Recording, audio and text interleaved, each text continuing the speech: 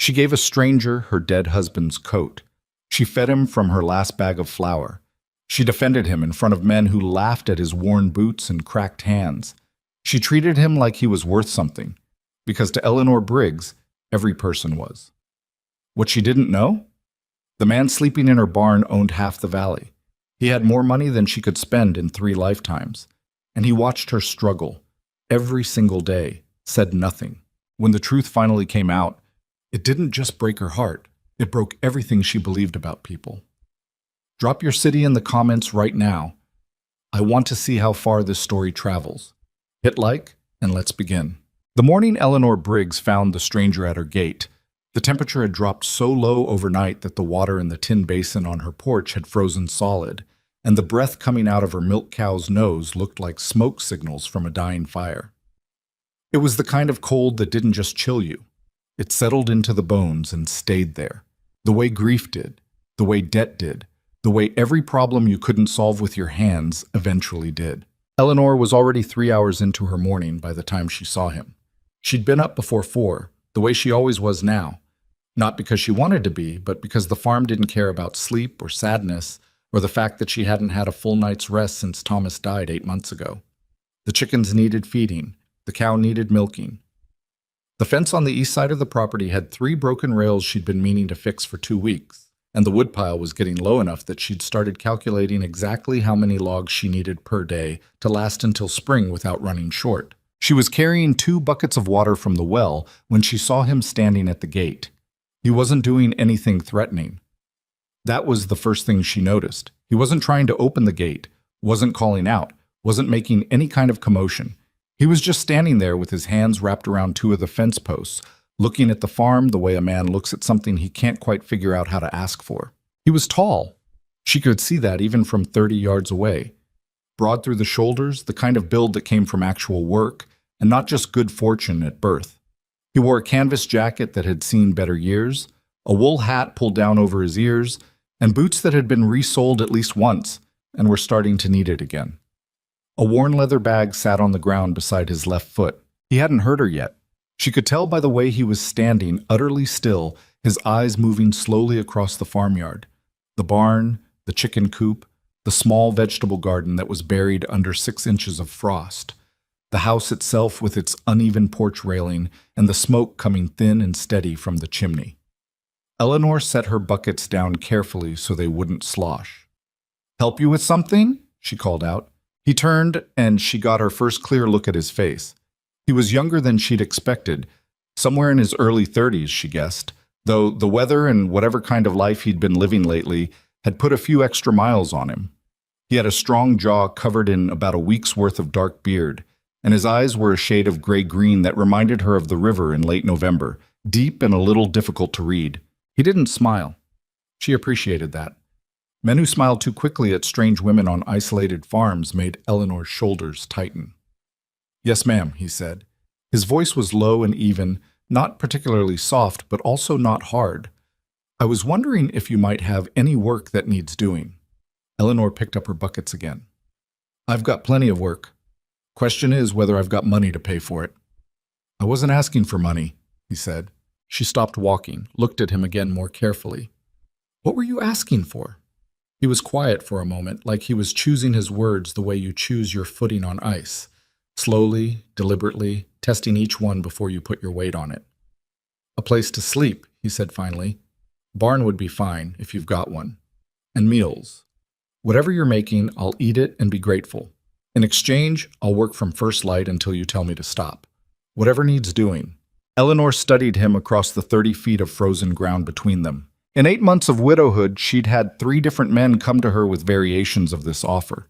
The first had made her deeply uncomfortable within 20 minutes, and she'd sent him away before lunch. The second had been honest about wanting money and left without argument when she'd told him she didn't have it. The third had worked 2 days, eaten 6 meals, and disappeared in the middle of the third night with her best handsaw and the small cash she'd kept in the kitchen drawer. She had no particular reason to trust this one, but her fence had 3 broken rails. Her barn roof had a section of loose boards that would let in the rain come spring.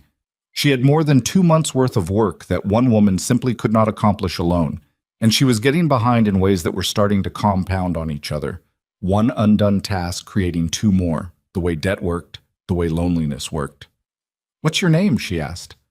"Silas," he said. "Silas Cole." "Where are you coming from, Silas Cole?" Something moved across his face, a small shift, barely there. "North," he said. "Been moving around some, looking for steady work, but it's been scarce. You have any references? Anyone I could contact?" "No, ma'am. Not anyone nearby." She looked at him for another long moment. The wind came across the field, and neither of them moved. "I've got a rifle," Eleanor said, "and I know how to use it. You should understand that before you step onto this property." His expression didn't change. "That seems reasonable," he said. She exhaled slowly. "The barn's got a tack room in the back. There's a cot in there and enough blankets that you won't freeze. Breakfast is at 6, lunch is at noon, supper is at 6 in the evening. You miss a meal time, you don't eat until the next one. You want to work somewhere else on a given day, you tell me the night before so I can plan accordingly. You go through my house without my permission, you leave that same day. You touch anything of my husband's without asking, same thing." He nodded once, slowly. "Understood." "Come in then," she said, and turned back toward the farmyard without waiting to see if he followed. He did. His name wasn't Silas Cole, it wasn't even close. His real name was Holden Mercer, and if you'd said that name to anyone within 40 miles of Clover Ridge, Oregon, you'd have gotten one of two reactions. Either a slow, careful look of recognition from someone who dealt with his operation, or the particular brand of impressed silence that people reserved for discussing powerful men when those men weren't in the room. Holden Mercer owned Ridgeline Ranch, which sat 12 miles northeast of where Eleanor Briggs's modest property ended and the open valley began. Ridgeline was 11,000 acres of the best grazing land in the county, with a main house that had 17 rooms, a full bunkhouse for 23 permanent ranch hands, 2 foremen, a cook, a housekeeper, and a business operation that extended into cattle contracts, land leases, and a partial ownership stake in the Clover Ridge Bank that Holden rarely talked about publicly. He was 31 years old. He'd inherited the first 2,000 acres from his father at 23, and he'd built everything else himself through a combination of hard work, sharp negotiation, and a willingness to make decisions that other men were too cautious to make. Most people in the valley respected him. Some feared him. A few genuinely liked him, or at least thought they did. The problem, and it was the kind of problem that sounds like a complaint until you understood it properly, was that Holden had never been entirely certain which category any of them actually fell into. It had started 3 years ago. He'd been in a serious courtship with a woman named Margaret Voss, the daughter of a successful merchant from Clover Ridge. They'd been seeing each other for 7 months, long enough that both families had started making quiet assumptions about the direction things were heading. Holden had been genuinely fond of Margaret.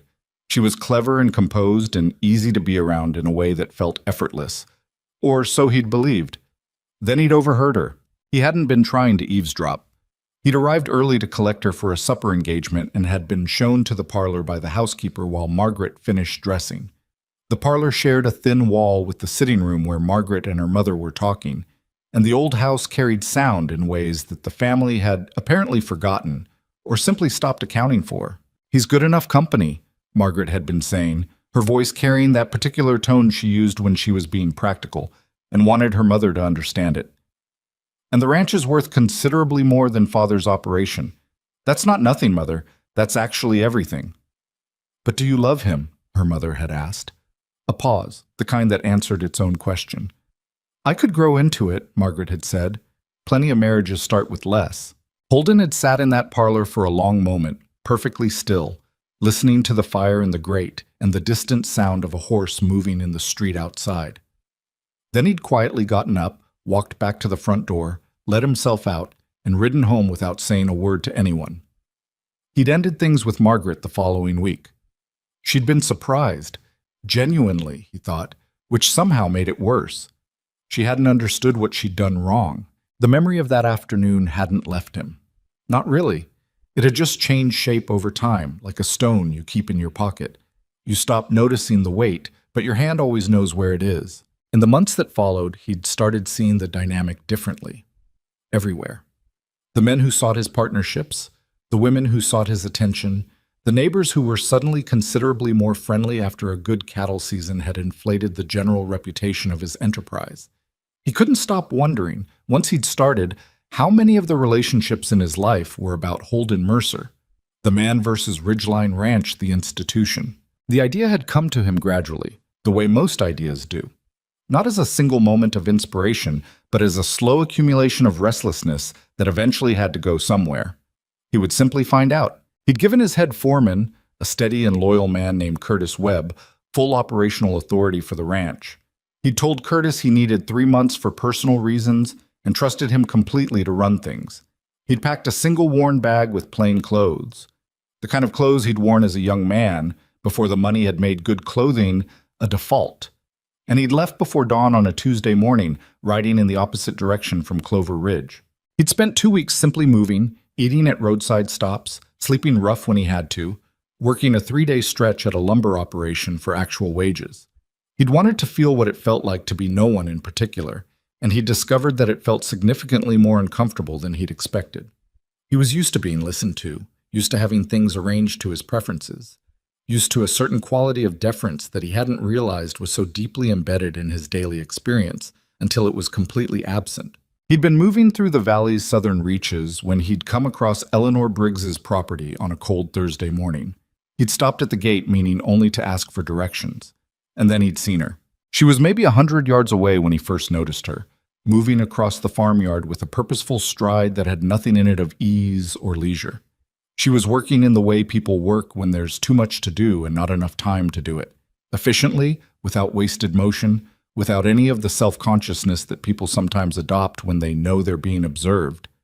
She didn't know he was there yet, which meant what he was seeing was simply the truth of her daily life. She looked exhausted, not in a dramatic way. There was no collapse in her posture, no visible despair, but there was a quality of tired in how she moved that suggested it had been there for a while. The tiredness of someone who keeps going, not because they found a way to manage the weight, but because there is no alternative to keeping going. He'd watched her for probably 2 full minutes before she'd spotted him, and something about the farm had struck him. The obvious signs of a property that had been well maintained by someone who knew what they were doing and was now being maintained by someone doing their absolute best on half the labor. The clean lines of a life that was starting to show strain at the edges. Not failing, but not stable either. He'd asked for work before he'd fully decided to. The words had simply come out. Now, on his first evening in Eleanor Briggs's barn, lying on the narrow cot in the tack room with 2 horse blankets pulled over him and the smell of hay and cold leather in his nose, Holden Mercer stared at the wooden ceiling and cataloged everything he'd observed about her in the past 12 hours. She was efficient with her movements in the kitchen, but not careless with food. Everything used, nothing wasted. She didn't make small talk, but she wasn't unfriendly. She was simply a person who said what needed to be said and felt no obligation to fill silence for its own sake. She'd put a full plate in front of him at supper. Beans, salt pork, bread she'd made herself, a small portion of dried apple preserves. And she'd sat across the table from him while they ate, which he hadn't expected. "Eat," she'd said, when he'd hesitated. "I was going to," he'd said. "You looked like you were calculating something." "I was just thinking." "About what?" He'd looked at the plate. "When I last ate a meal sitting down at a proper table." That had made her stop for a moment, study him in that direct, unhurried way she had, that didn't seem hostile but didn't offer anything either. Then she'd simply said, "Well, now you are," and gone back to her own supper. He started on the fence the next morning. Eleanor showed him what needed doing, the 3 broken rails on the east fence, and then the rotted post on the north side that she'd been bracing with a makeshift support since November. She explained it quickly and practically, the way someone explains something when they've already spent a lot of time thinking about how to do it themselves and have simply run out of either strength or hours. "I've got the timber in the barn," she said. "Pre-cut most of it last fall. Didn't get to actually putting it up before—" She stopped. "Before it got too cold." He didn't press on the pause. "I'll start with the post," he said. "If the post fails, the rails won't matter." She looked at him with a kind of measuring regard. "That's right," she said, like she was giving him a grade. He worked through the morning with the tools he found in the barn. A good set, well-maintained, which told him something about the person who'd used them before him. A man who cared about his equipment, which usually meant a man who cared about his work. Thomas Briggs, Eleanor had mentioned once briefly at supper the first night, had died of a fever in late March. 8 months ago. He'd been 34. Holden thought about that while he worked, what it meant to have built something together and then watch it suddenly become entirely your own problem. The farm wasn't in terrible shape. It was in the shape of something that had been good and was being pulled gradually toward not good by the simple mathematics of one person doing the labor meant for two. By noon, he'd replaced the post and 2 of the broken rails and had the third one measured and ready to go in after lunch. Eleanor came out at 12 exactly with a cloth-wrapped bundle that turned out to be bread, sliced cold salt pork, and 2 boiled eggs. She handed it to him without ceremony. "You don't have to come out to me," he said. "I can eat at the house." "I know I don't have to," she said. She looked at the fence work, studied it for a long moment without speaking. "The post is plumb," Holden offered. "I can see that." She looked at it for another second. Thomas used to set them slightly off plumb intentionally, said the freeze-thaw cycle would shift them true over 2 winters. Holden glanced at the post. He hadn't considered that. "Is he right?" "Was," she said, the single syllable carrying a flatness that wasn't anger or grief exactly, but something that had been both of those things long enough to compress into simple fact. "I don't know. I never thought to check." She turned back toward the house. "I'll let you know in 2 winters." He watched her go. He reset the post with a slight lean to the east, the direction she'd said Thomas used, before he drove the braces in. She didn't mention it when she checked the work that afternoon, but he saw her notice it, and he saw what noticing it did to her face, just for a second, before she turned away. On the 3rd day, Holden made an error. He'd come in from the barn early because he'd finished covering the loose section of roof before supper and didn't have another task immediately queued. Eleanor was still in the kitchen when he came in through the back door, and the smell of actual cooking, real cooking, a stew of some kind with onions, and what he was fairly certain was a rabbit she'd snared that morning, was so unexpectedly pleasant that he stopped in the doorway longer than he should have. "Sit down if you're coming in," she said without turning from the stove. "I was thinking I'd just take mine out to the barn," he said. "Don't want to impose." She turned then, looked at him with an expression he couldn't quite classify. "Silas," she said. "Ma'am, I eat at this table by myself every night." She turned back to the stove. "I eat breakfast by myself and I eat lunch by myself. If you are under this roof, you sit at this table. That's how it works. I'm not running a hotel where the help eats in the kitchen." He sat down. She set a bowl in front of him, then one at her own place, then sat down across from him. The table was small, the kind of small that 2 people made feel appropriately sized and 1 person made feel like a reproach. "Thank you," he said. "You don't have to thank me every time. It seems rude not to."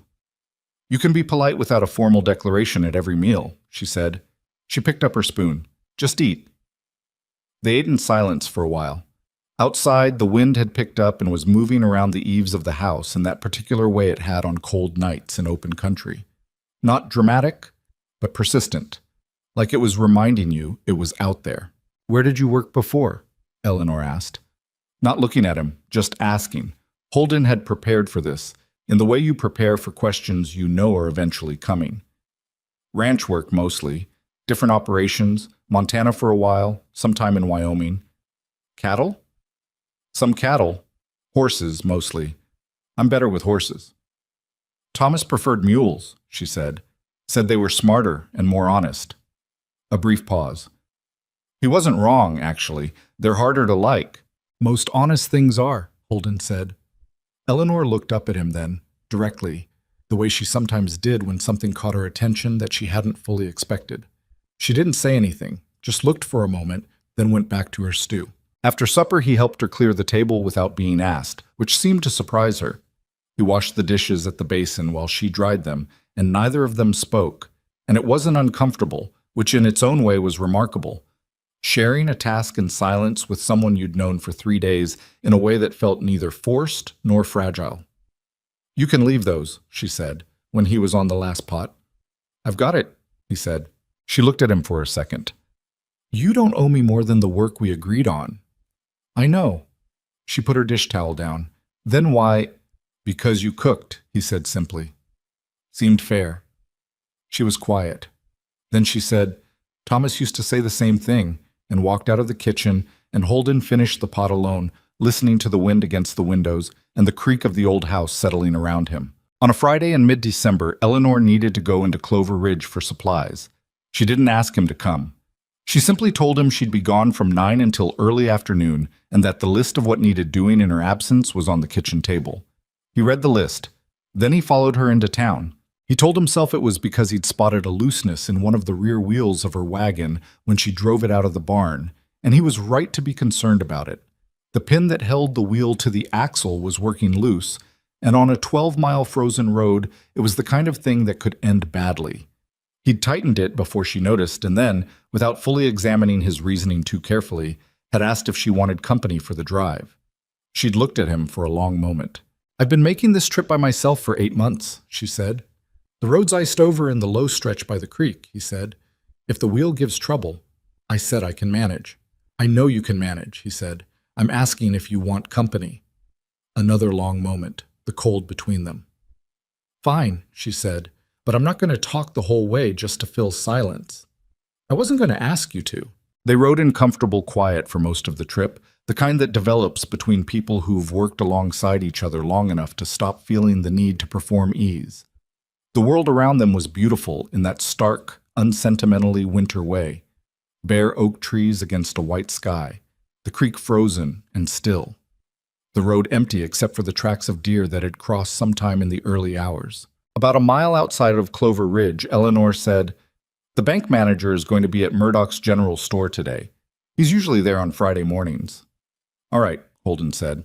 He's been sending notices about the mortgage. She said it the way she said most difficult things, flatly, without inflection, like she was reporting a fact about the weather. Thomas borrowed against the property 2 years ago to expand the south pasture. It made sense at the time. The plan made sense. She paused. The payments are becoming difficult. Holden kept his eyes on the road. How difficult? Difficult enough that if this spring's planting season isn't considerably better than last year's, I'm going to be in a position I don't want to be in. He turned to look at her. She was looking straight ahead, jaw set.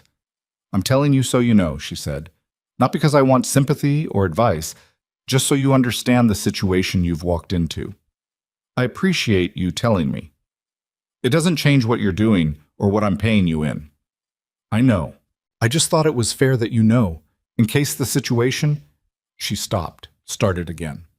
In case circumstances change and this arrangement can't continue the way it is. Holden looked back at the road. They were coming into the edge of town, and he could see the storefronts beginning to appear on either side of the main street, a few horses tied at posts, the smoke from chimneys. It'll keep, he said. I'll stay as long as the work's there, and you want me here. She didn't respond to that, but the set of her jaw changed slightly. Something in it loosened. Murdoch's general store smelled the way good country stores always smell. A mix of dried goods and leather and coal oil and something warm from the back room that might have been coffee or might have been wood smoke, or most likely was both. It was the kind of smell that put Holden back in his boyhood for a half second before he shook it off. There were 5 or 6 people inside when they arrived. Eleanor went straight to the counter and produced her list. And Mrs. Murdoch, a small, capable woman in her 60s, who moved through the store the way Eleanor moved through her farm, purposefully and without wasted motion, began pulling items. Holden drifted toward the hardware section toward the back, partly because he'd had a look at the harness in the barn the previous day, and there were 2 points of wear that he wanted to replace before they became actual brakes, and partly because he could feel the store recalibrate slightly when they walked in. The particular quality of attention that follows someone when the people around them are not quite sure what to make of them. Eleanor Briggs was apparently known in Clover Ridge. That wasn't surprising. A young widow working a farm alone would be known. People would have opinions about that. He found the harness rivets he wanted and was examining them when he heard the voice from the other end of the store. Mrs. Briggs.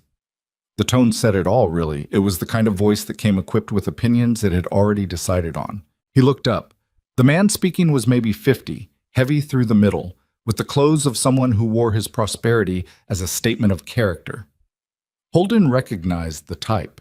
The kind of man who ran a moderate business and had turned it, in his own accounting of himself, into something considerably more significant. "Mr. Ashford," Eleanor said, her voice carrying that careful, neutral quality she sometimes deployed. "Getting your winter stores in?"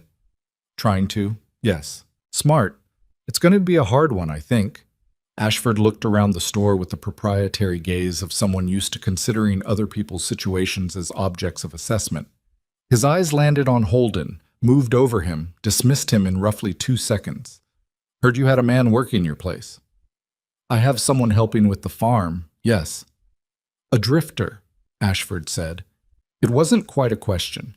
He looked at Holden again, longer this time. "From where exactly?" "From wherever he came from," Eleanor said pleasantly. "Same as the rest of us."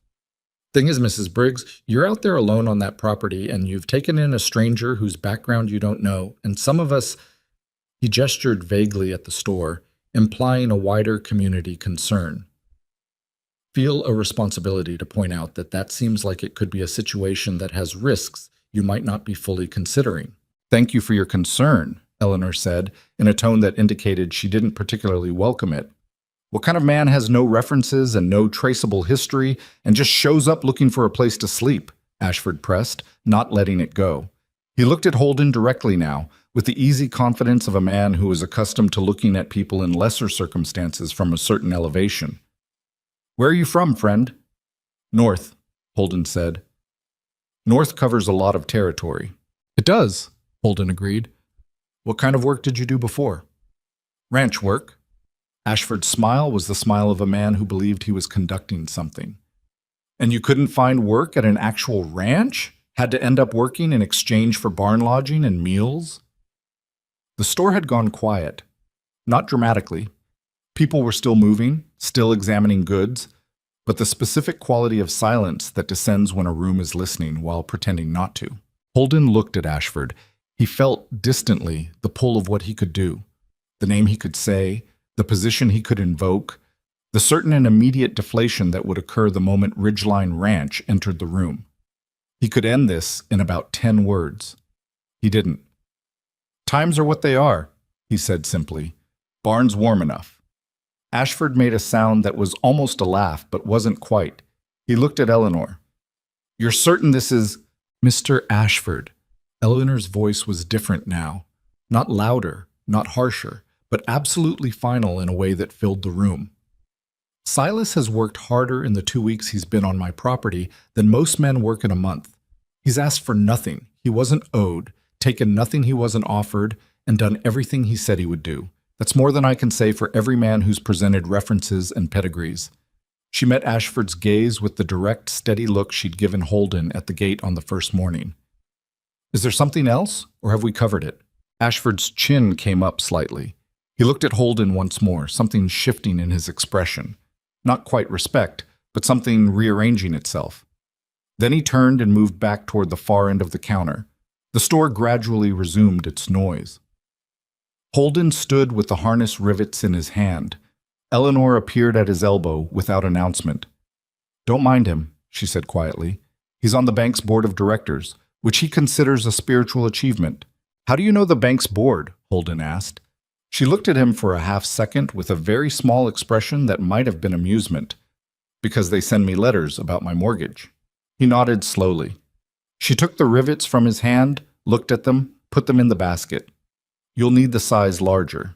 These won't hold in the cold." She walked back to the counter. Holden stood where he was for a moment, thinking about the bank's board of directors and which names were on it, and the fact that he knew one of them personally. He thought about that all the way back to the farm. The cold came in hard in the 3rd week of December, the kind of cold that announces itself with a sky that turns a particular shade of yellow-white in the late afternoon, and then delivers on its promise overnight. Eleanor had been watching that sky. She woke at 2 in the morning to the sound of wind that had moved from persistent to purposeful, and she lay in bed for a few minutes taking inventory. The livestock were in, the wood pile was stacked high enough on the porch that she didn't need to go to the main pile in the dark. The water barrels were covered. She'd done all of it before dark because she'd seen what was coming. She got up at 5 as usual. The thermometer on the porch read 6 degrees. She built the kitchen fire up high before she went to the barn, and when she got to the barn, she found that Holden had already been up.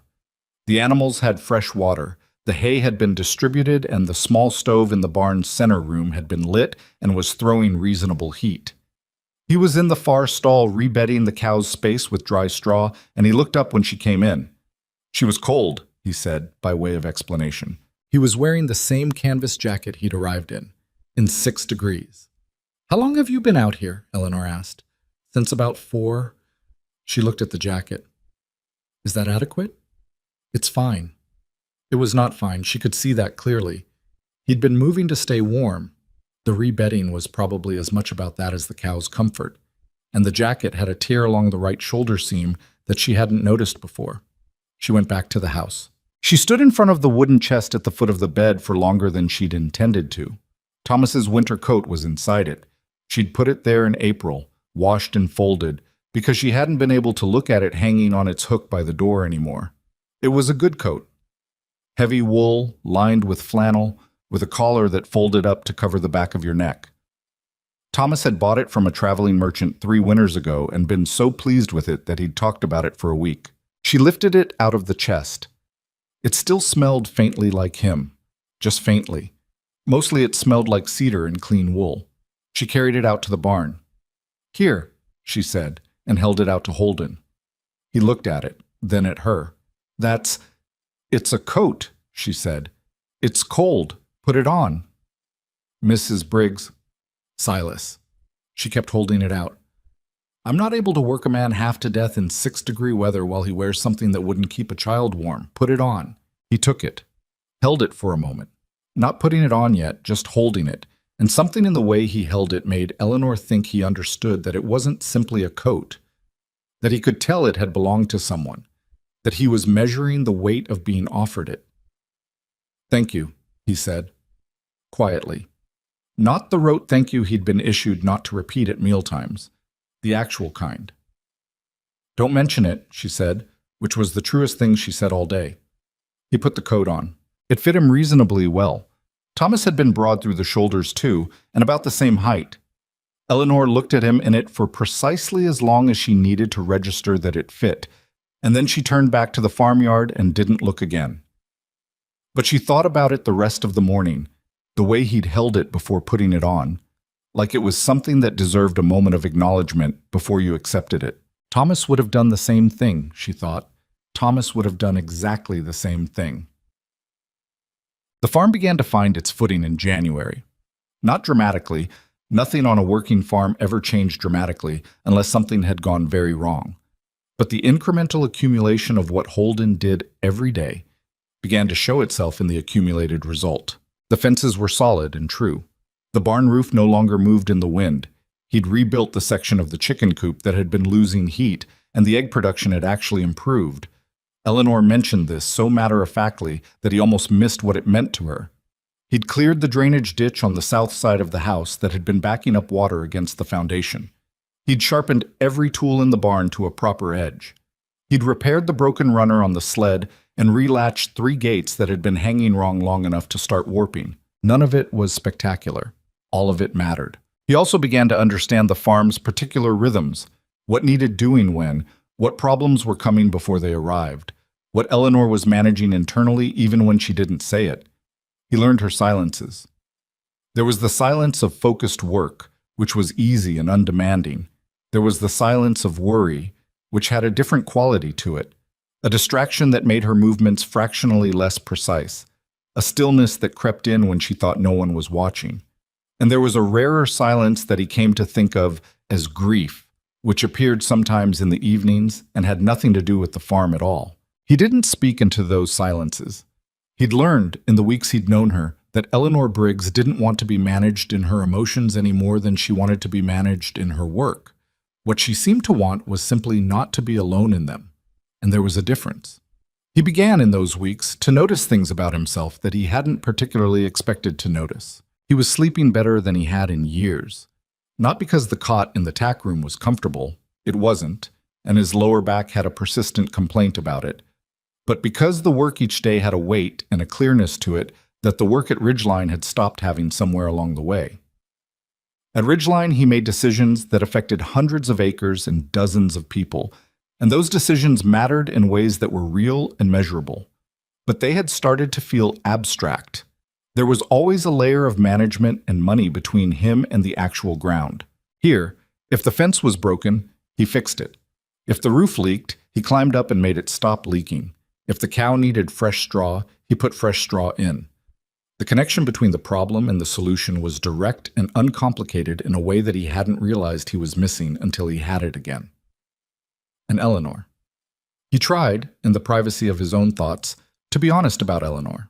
She wasn't soft in the way that certain men wanted women to be soft, which was to say she wasn't pliable or eager to defer or fashioned around anyone else's comfort. She was direct without being unkind and honest without being brutal and funny in a very dry way that you missed if you weren't paying attention. She had standards about work, about honesty, about how you spoke to people, that she applied to herself as rigorously as to anyone else. She'd made mistakes and didn't pretend otherwise. She had grief that she managed with a discipline he found both admirable and occasionally heartbreaking. She was, he thought, the most genuinely decent person he'd met in several years, possibly longer, and he was lying to her every single day. He thought about that at night on the narrow cot, in the cold that the stove reduced but couldn't entirely defeat. He thought about it in the mornings while he worked.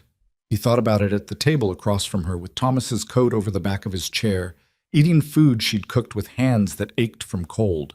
He told himself the lie was in service of finding something true, that it was temporary, that the right moment would arrive and he would explain everything, and she would understand because she was a person capable of understanding complicated things. He told himself a lot of things. Outside in the valley 12 miles away, Ridgeline Ranch was continuing without him. Curtis was handling it. The operation was fine. And the bank that held Eleanor's mortgage had, on its board of directors, a man named Richard Ashford, the same Richard Ashford who had looked Holden over in Murdoch's general store like he was something stuck to the bottom of a boot. And Holden Mercer had a 23% ownership stake in that bank, which he had not mentioned to Eleanor Briggs, because he had not mentioned anything true about himself to Eleanor Briggs. He lay in the dark and listened to the cold move around the barn, and thought about what he owed her and how much longer the balance could hold before the weight of it collapsed everything underneath. February came in the way it always did in that part of Oregon.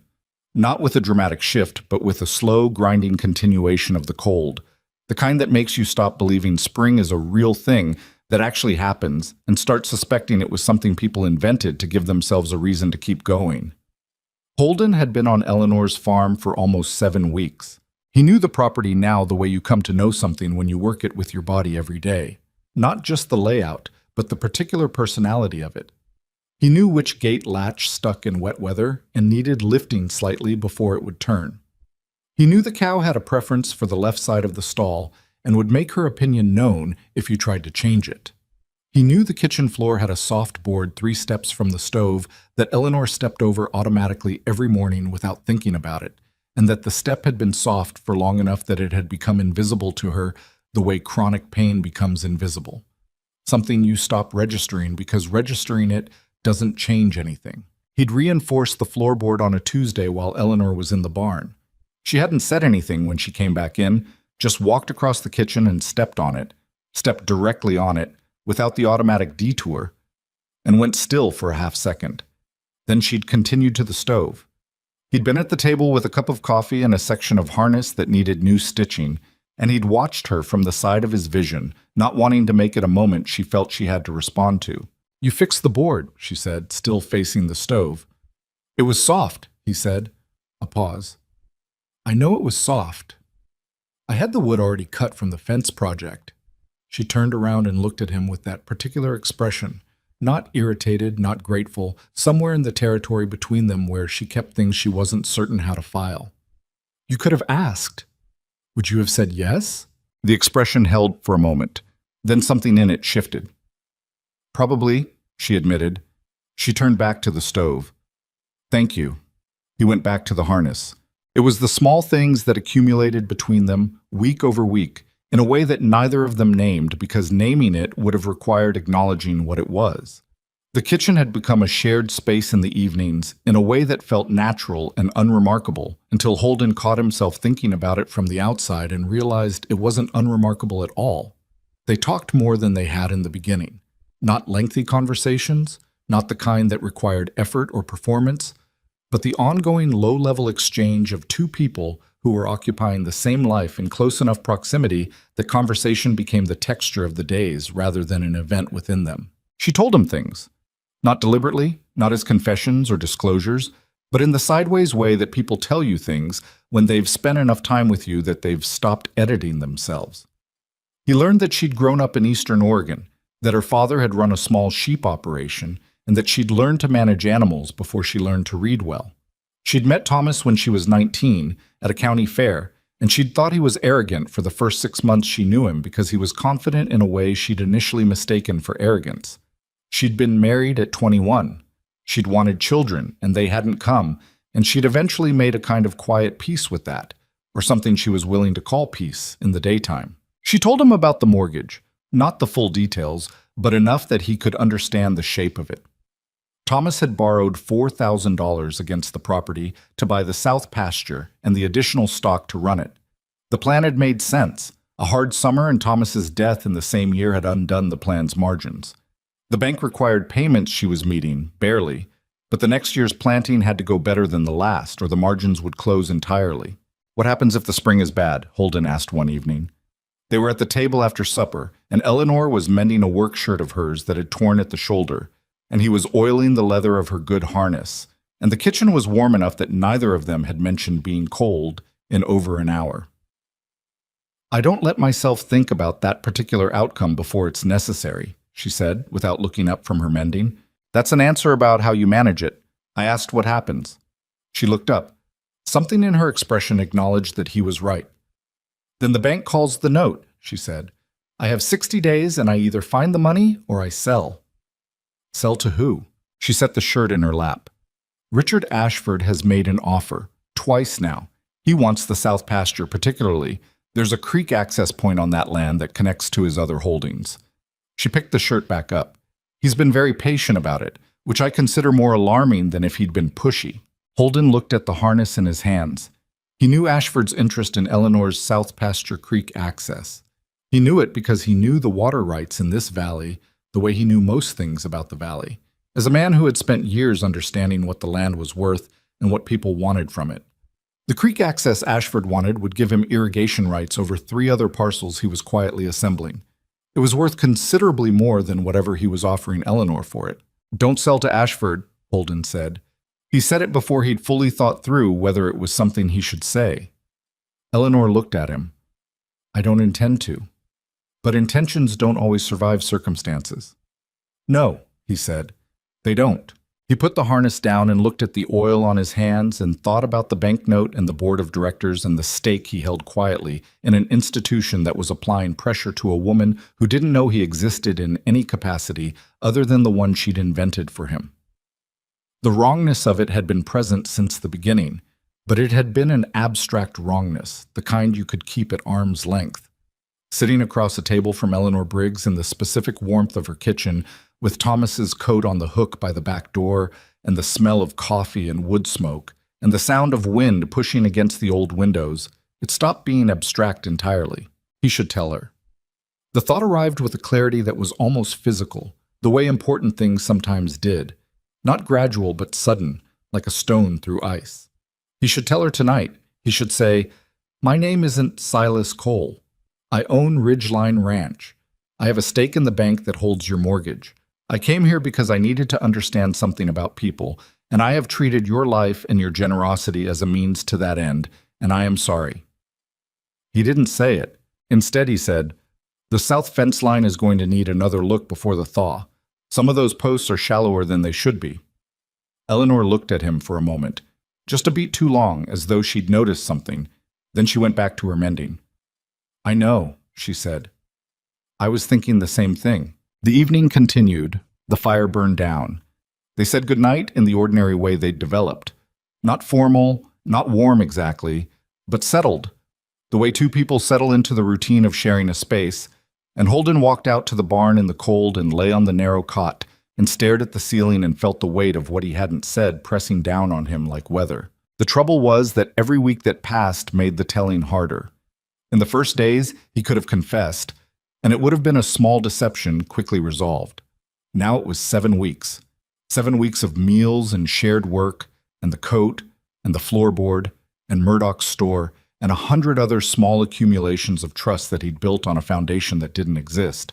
Now, telling the truth wasn't just correcting a misunderstanding, it was dismantling something that had taken 7 weeks to construct and asking her to decide whether any of it had been real. He didn't know if it had been real. That was the brutal part. He knew what he felt. He didn't know what he'd been when he felt it. A man discovering something true, or a man using someone else's life to learn a lesson about himself. He wasn't sure those were entirely different things, and that uncertainty sat in him like cold water and would not drain. A week later, a letter arrived. Eleanor didn't show it to him, but he saw her face when she came in from the mailbox on a Thursday afternoon, and he'd learned her face well enough that the letter didn't need to be read. She set it on the kitchen table and stood looking at it for a moment, still in her coat, not having taken her boots off at the door the way she always did. Then she picked it up and went to the back bedroom and closed the door. She didn't come out for supper. Holden made the meal himself. Nothing skilled, just beans and bread and the last of the salt pork, and left a covered plate on the table. He sat and ate alone, which was strange after 7 weeks of not doing that, and listened to the house make its usual sounds around him. After an hour, Eleanor's bedroom door opened. She came out. She'd been crying, or close to it. Her eyes had the particular dry quality that eyes get after you've worked hard not to cry and mostly succeeded. She looked at the covered plate, then at him. "You cooked," she said. "Beans," he said. "I wouldn't call it cooking." She sat down, pulled the cloth off the plate, ate in silence for a while, and he didn't say anything because there was nothing to say that she'd asked for. Finally, she said, "They've moved the payment schedule, the bank. Next installment is due 6 weeks earlier than the original terms." She said it with her eyes on her plate. "There's language in the original note that allows it under certain conditions. I knew about the clause. I thought I had more time." Holden looked at his coffee cup, the ugliness of what he was looking at. Richard Ashford, the board, the quiet maneuvering of a man who wanted creek access and was using the machinery at his disposal to compress the time Eleanor had to find options, was entirely clear to him. He understood exactly what was happening, and he understood that he could stop it. A single conversation with the right people at the bank would be sufficient, a single use of the name he'd been hiding for 7 weeks. "How much?" he said. "More than I have available by spring planting," she said simply. He opened his mouth. She looked up at him then, and something in her expression, a preemptive dignity, the look of someone who has decided how they intend to receive whatever is coming, stopped him. "I'm not telling you this to ask for anything," she said quietly. "You don't have a solution to this, Silas, and I don't want you trying to invent one. I just needed to say it out loud to someone who wasn't going to immediately start telling me what I should do about it." He closed his mouth. "All right," he said. She nodded once, went back to her plate. He sat across from her in the kitchen that had become, over 7 weeks, the closest thing to a real home he'd had in longer than he wanted to examine.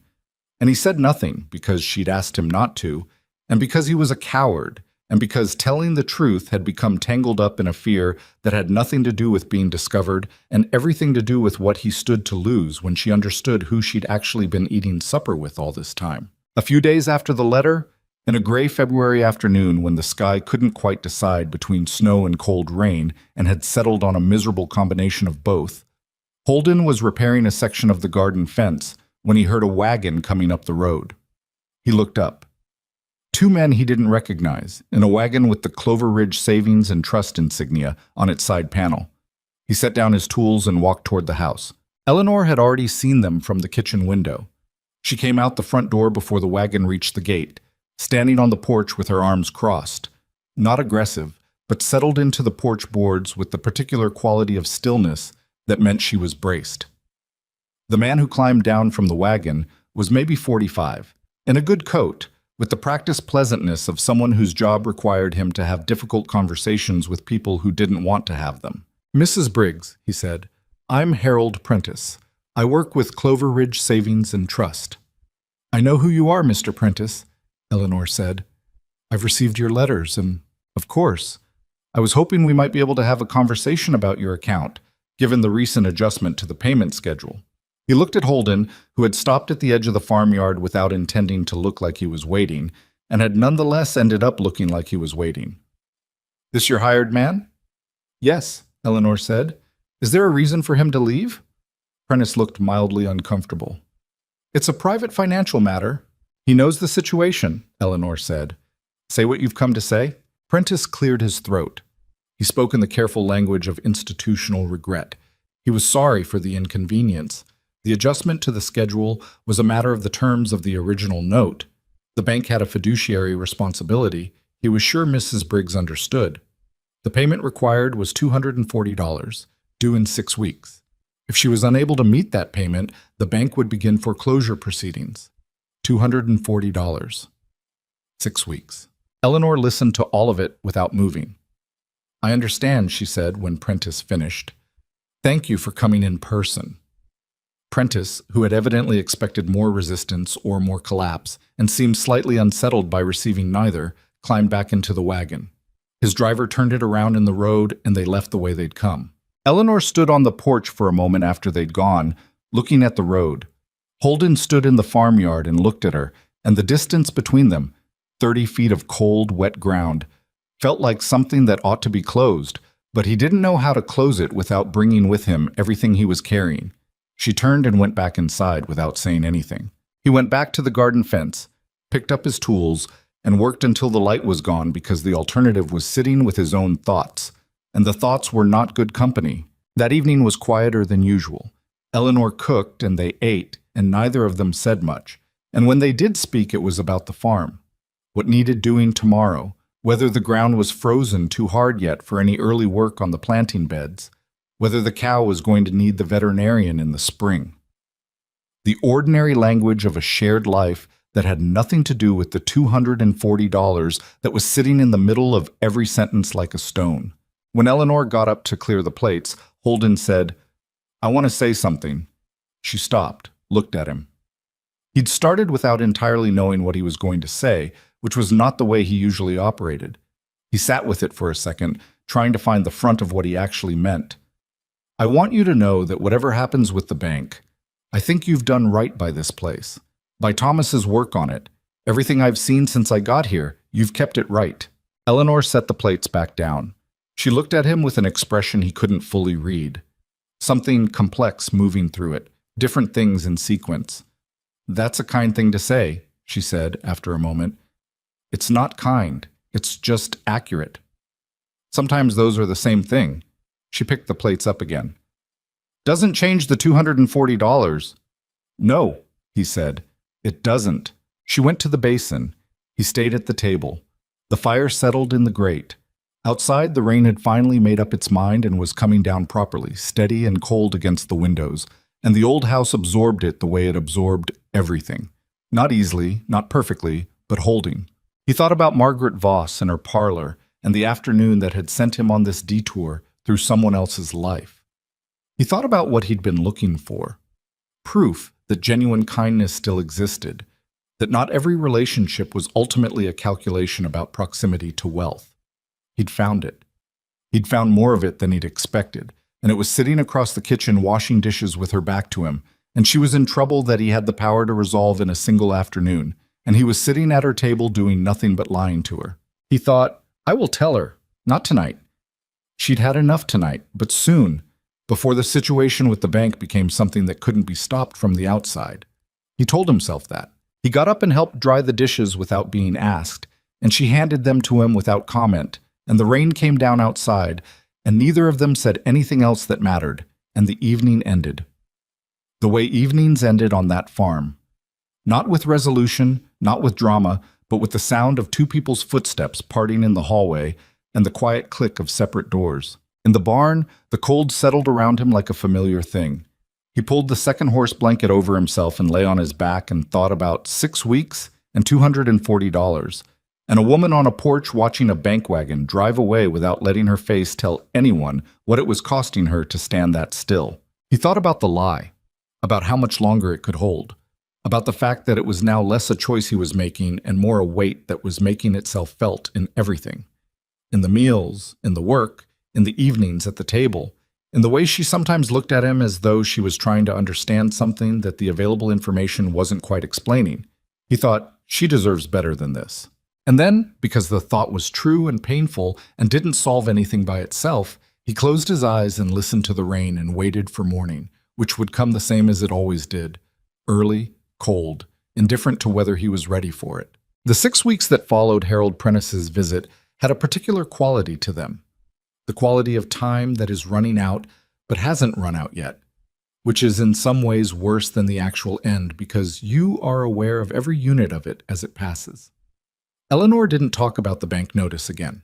She didn't bring it up at supper, didn't mention it in the mornings when they laid out the day's work, didn't reference it in the sideways way she sometimes referenced difficult things. She simply absorbed it into the way she moved through her days, and her days became slightly more compressed, slightly more purposeful, as though she was trying to extract some additional value from every hour that the calendar was taking from her. Holden saw it.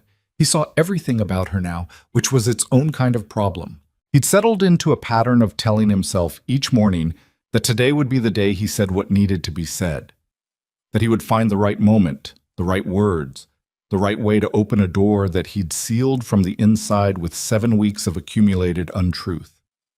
Each morning the day arrived and the work arrived and Eleanor arrived, practical, direct, making coffee in the kitchen with the focused economy of someone who had learned not to waste motion on things that didn't matter. And the right moment failed to materialize, and the evening would come, and they would eat, and he would walk out to the barn, and the cot would receive him in its usual uncomfortable way, and he would lie there and add one more day to the tally of what he owed her. March came. With March came a tentative softening of the cold. Not warmth, not yet, but the suggestion of it. The mornings still required serious clothing, but by early afternoon the ice on the water troughs was thinner, the ground had a faint give to it in the sunny patches, and the light lasted long enough in the evenings that you could finish an outdoor task after supper if it needed doing. Eleanor began talking about the planting schedule with a particularity that told Holden she had been thinking about it all winter, running the numbers in her head, trying to construct a version of the coming season that added up.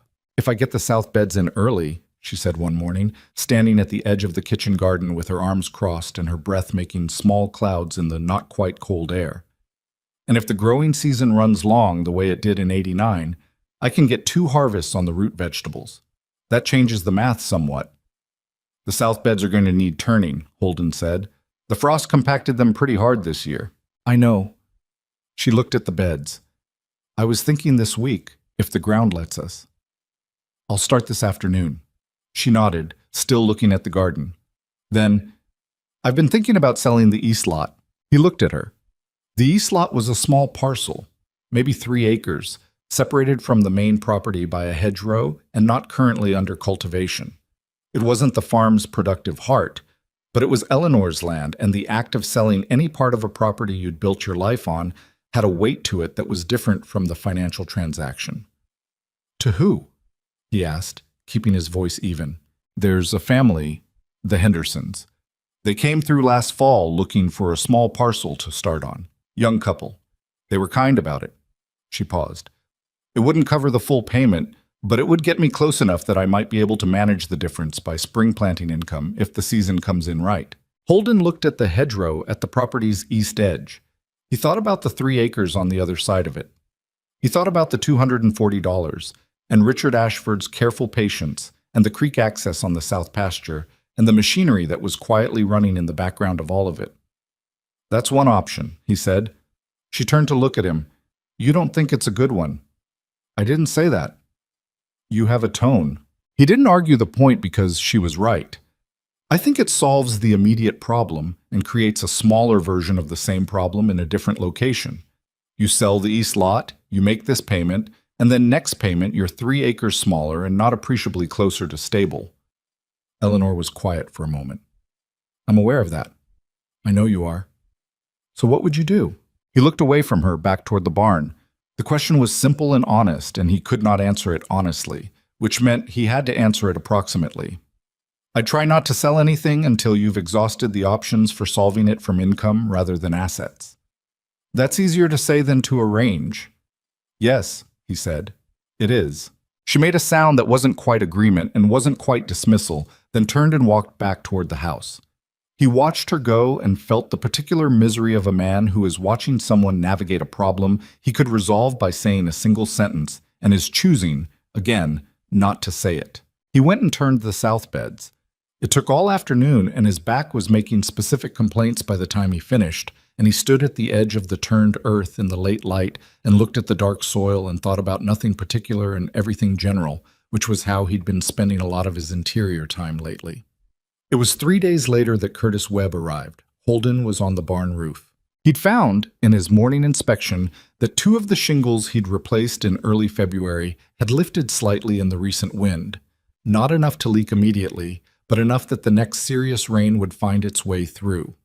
He'd pulled the shingles, trimmed the edges where they'd split, and was in the process of re-nailing them when he heard hoofbeats on the road.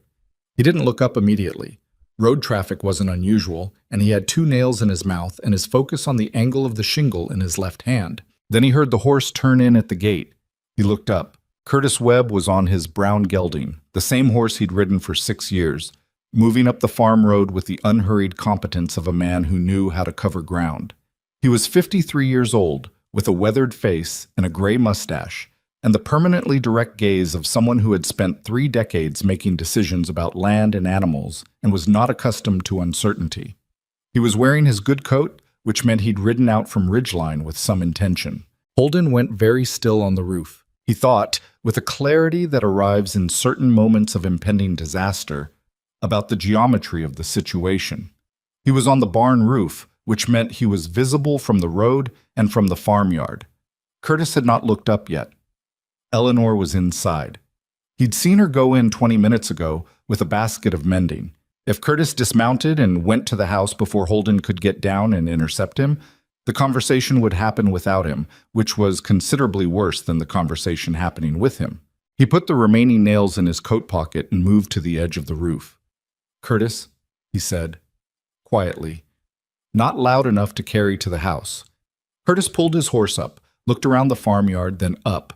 When he found Holden on the roof, his expression went through several things in quick succession: surprise, relief, and then something more complicated that Holden recognized as the look of a man who has been tolerant for a long time and is reaching the edge of his tolerance. "Mr. Mercer," Curtis said. From his position on the roof, Holden could see the kitchen window. He couldn't tell if Eleanor was near it. "Come here," he said, keeping his voice low, and swung down from the eave with a familiarity with heights that came from having spent a significant portion of his early life on barn roofs and rock faces and the backs of horses that weren't finished being broken. He landed in the soft mud beside the barn wall and moved quickly to where Curtis had stopped his horse, putting himself between the man and the house. Curtis looked at him with the patient, measuring expression of someone who has many things to say and is deciding which to begin with. "You're alive," Curtis said. "I'm alive." 3 months, Mr. Mercer. "I know. I've been running Ridgeline on a handshake agreement and good faith, which I was willing to do for a reasonable period, because you asked me to, and because I respect you. But Henderson's wanting a contract renewal on the South grazing leases, and I can't execute anything without your signature. And I've had 3 letters from the Cattle Association about your seat on the board, and your attorney in Portland has sent me 2 messages that I'm fairly certain constitute actual legal urgency." Curtis paused. "Also, the men are asking questions." "What did you tell them?" "I told them you had personal business, which is what you told me. I'm starting to run short of ways to make that sound sufficient." Holden looked toward the house again. Nothing visible in the window. "How did you find me?" "I didn't, for a long time. Then I ran into a man from Clover Ridge at the timber yard 2 weeks ago, and he mentioned that the widow Briggs had herself a hired man, matching a description that sounded familiar." Curtis looked at him. "A hired man? On a farm? In a barn?" "Yes. 3 months. I understand the accounting, Curtis." Curtis was quiet for a moment. His horse shifted its weight, and he steadied it with a hand on the neck without looking at it. "Are you all right?" "I'm fine. Because there's a range between fine and the thing where a man abandons his own life and hides himself on a stranger's farm for a season. And I want to make sure I understand where you are on that range." "I'm closer to fine than the other thing. Curtis looked at him for a long moment with the particular expressiveness of a man who communicated primarily through silence and had a wide vocabulary of it. This particular silence said, "I have known you for 12 years, and I trust you, and I am nevertheless skeptical of this answer." The back door of the house opened. Eleanor came out with a bucket she was carrying toward the chicken coop, and she saw the horse first, and then Curtis. And then she looked at Holden with the question on her face that hadn't made it to words yet. "Mrs. Briggs," Holden said, and his voice came out almost steady. "This is a man I know, from up north." Eleanor looked at Curtis. Curtis looked at Eleanor. Then Curtis looked at Holden, and Holden could see the man's face moving through a rapid calculation. The farm, the widow, the coat that Curtis would recognize because it wasn't the one Holden had left with. The way Holden was standing between him and the woman like a man guarding something. Curtis said, with the slow, careful precision of a man picking his way through difficult terrain, "Afternoon, ma'am. I was just—" "Curtis." Holden set it with a particular weight. A warning. Curtis looked at him. Something passed between them. The wordless communication of two people who have known each other long enough to conduct full conversations without speaking. Then Curtis, who had always been a loyal man, said, "Just passing through the area. Thought I'd check in on an old—" But Eleanor was looking at Holden. She was looking at him with the expression of someone who has noticed something moving in peripheral vision and is now turning to look at it directly. And the expression had already moved past confusion into something more alert. "You said his name before he told you what it was," she said. The morning went very quiet. Just the chickens in their coop and the distant sound of the cow and the wind moving through the bare trees at the property's edge. "What?" Holden said. "You called him Curtis." Eleanor set her bucket down. He hadn't introduced himself. Curtis said nothing. He had gone very still on his horse in the way that people go still when they understand they are witnesses to something that has outgrown them. Holden looked at Eleanor, at her face, at the thing that was assembling itself there. Not quickly, not dramatically, but with the terrible methodical quality of someone who is very intelligent and is lining up things she has already known individually and seeing what they make when they are placed together. "Silas," she said, and the name sounded different in her mouth now, smaller, wrong, like a word you've said too many times and it stopped sounding like itself. "What is going on?" It wasn't a question. He opened his mouth. He thought about all the mornings he'd told himself today, and all the evenings he'd told himself soon, and all the meals and all the tasks, and all the sideways conversations, and the coat and the floorboard and the fence post set with a slight lean to the east, because a dead man had known something about freeze-thaw cycles. "His full name is Curtis Webb," Holden said. "He works for me." Eleanor looked at him. "I need to tell you something," he said. "I should have told you a long time ago." "Tell me now," she said. Her voice was flat and controlled in the way that voices go flat and controlled when the person using them is using all of their available resources to stay that way. Curtis, with the good sense of a man who understood when he had become extraneous, quietly walked his horse around the side of the barn and out of the immediate vicinity. Holden and Eleanor stood in the farmyard in the March morning, 10 feet apart, with the mud between them and the house behind her and the barn behind him, and he told her. He told her his name first. Holden Mercer. He watched her face as the name landed, watched her search it, find it, understand what it attached to. The recognition was visible, and it was not good. Ridgeline Ranch, 11,000 acres, the wealthiest operation in the valley, the name people said with a particular quality of awareness. He told her about Margaret Voss, about the parlor, about the thing he'd overheard. He kept it brief because the details were not the point. The point was the fear that had grown from it, the specific and corrosive suspicion that had seeped into every relationship he'd tried to have in the years since. The way he'd started to see calculation in friendliness and strategy and affection until he couldn't trust any of it anymore. He told her about the bank. He told her about the idea. The worn clothes, the false name, the decision to go looking for something true by removing the thing that made truth impossible to verify. He told her about the bank. He told her about the board. He told her about his 23% stake in Clover Ridge Savings and Trust. He watched her face as that particular piece of information arrived, and he didn't look away from it because he didn't think he was entitled to. He told her about Ashford, about the creek access, about what he believed was happening with the accelerated payment schedule and why. He told her all of it, standing in the mud in a coat that had belonged to her husband. And when he finished speaking, the silence came in and filled the space where the words had been. And it was a different silence from any of the silences they'd shared across 7 weeks of suppers and work and evenings in the kitchen. This one had an edge to it. This one was not the silence of two people comfortable enough not to speak. This was the silence of something broken, still settling. Eleanor had not moved while he talked. She was standing exactly where she'd been when he started, with her empty bucket at her feet, and her arms had crossed over her chest at some point during the telling, not aggressively, but in the way that people hold themselves together when holding together takes deliberate effort. When he stopped, she was quiet for a long time. "Holden Mercer," she said finally. Not asking, just saying the name, testing how it sat. "Yes. You've been here for 11 weeks. Almost 12. She nodded very slowly. 12 weeks. Her voice had a quality he hadn't heard from her before. Not anger, not yet, or not only. Something deeper and more complicated than anger. "You watched me worry about that mortgage. You sat at my table while I told you about the bank notice. You listened to me talk about selling the East lot." She stopped. "You watched me give a hired man my husband's coat." Eleanor, "Don't." She said it quietly, and it stopped him completely. "Don't say my name right now." He didn't. She looked at the ground for a moment, then back at him. When she looked at him, he made himself hold the look, made himself not find anything else to focus on, because he thought she was owed that at minimum. "You own part of the bank," she said. "Yes. The bank that is foreclosing on my property. Technically in the process of—" "Don't." Again, quiet, absolute. "Don't qualify it." "Yes," he said. "The bank that is foreclosing on your property." Something moved across her face. He'd seen her keep her composure through things that would have undone other people, through the kind of daily grind of difficulty and loss that required a specific quality of toughness to survive. He'd admired it. He was watching it now from the other side of it, watching her apply it to him, and the experience was not comfortable. "You could have stopped it," she said, "the accelerated payment schedule, at any point." "Yes."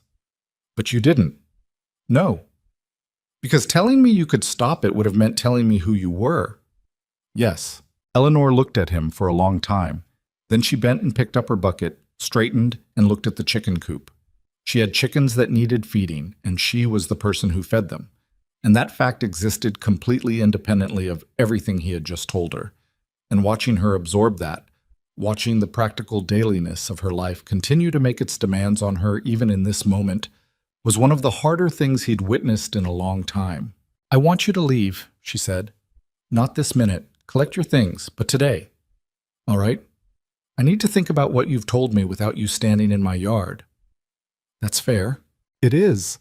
She looked at him then, directly, with the full force of whatever she was feeling organized behind her eyes. "I trusted you, Silas.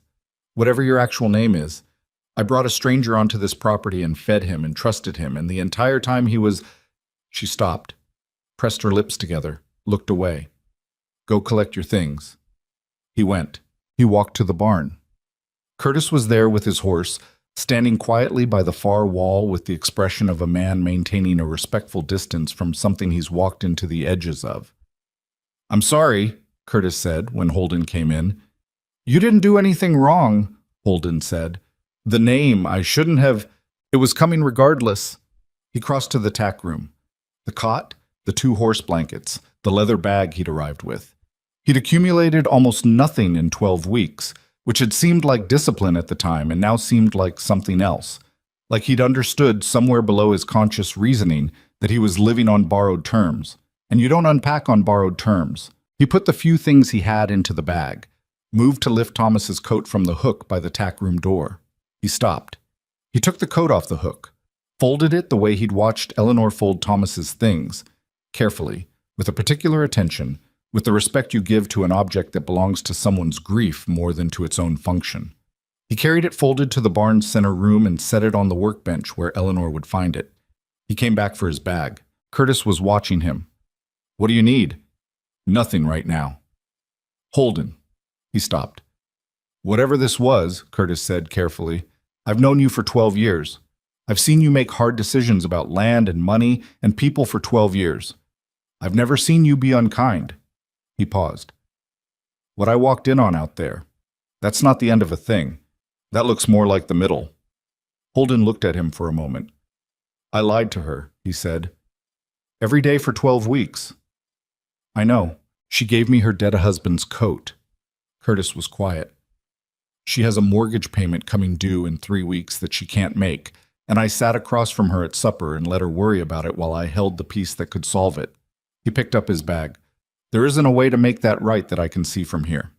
He walked out of the barn. Eleanor was at the chicken coop with her back to the farmyard, scattered feed from a bucket, the chickens clustered at her feet in their unreflective, urgent way. She did not turn when he came out. He didn't expect her to. He walked to where Curtis had tied his horse, took the reins, led the horse to the road. He turned at the gate.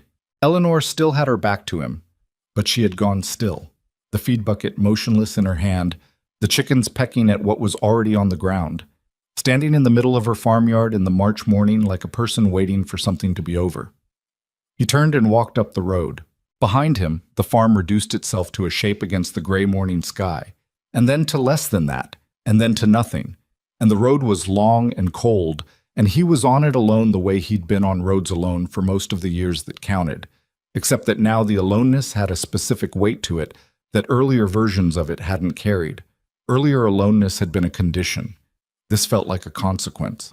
There was a difference, and it was not a small one.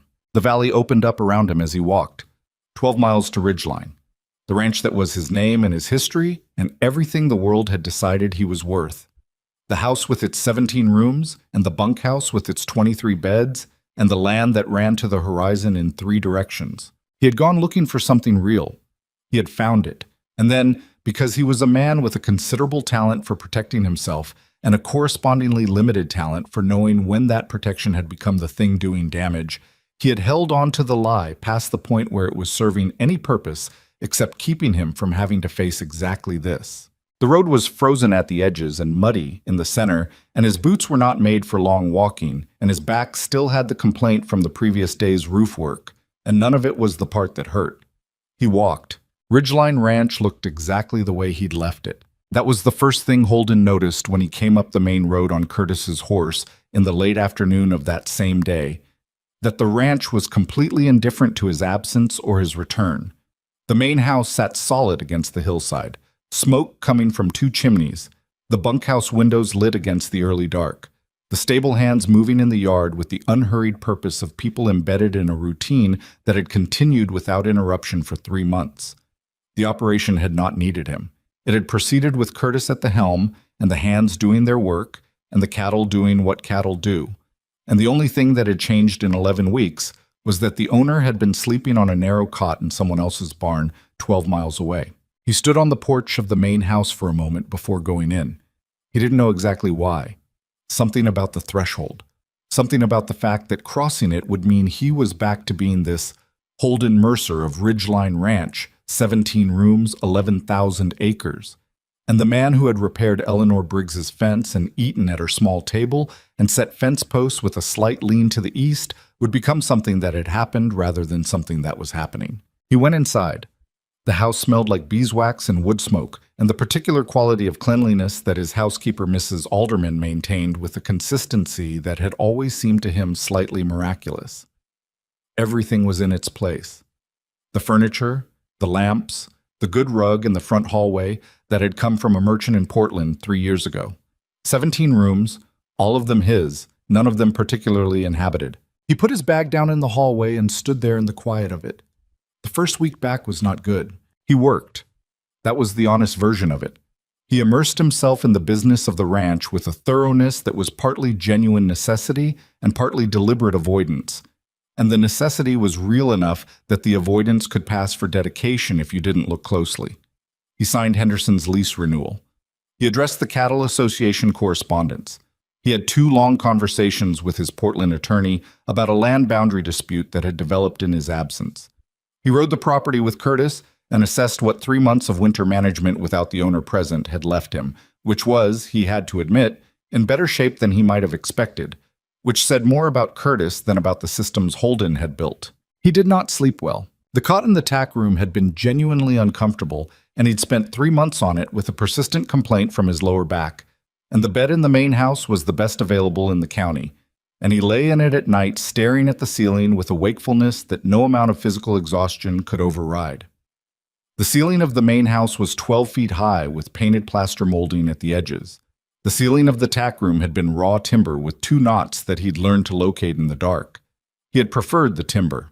He thought about Eleanor. He did not let himself think about her with any particular indulgence. He understood that was a luxury he hadn't earned. But she was there in the texture of things, in the mornings especially, when the kitchen of the main house was too large and too well appointed, and Mrs. Alderman made excellent coffee that he drank alone at a table that seated 12. On the 5th day back, he rode to Clover Ridge. He went to the bank first. Not to the public counter, but to the offices in the back, where a man named Gerald Forsyth managed the institution's day-to-day operations. Forsyth was a careful man in his 50s who understood the hierarchy of the bank's ownership structure and was consistently, exhaustingly deferential to anyone who occupied the upper portions of it.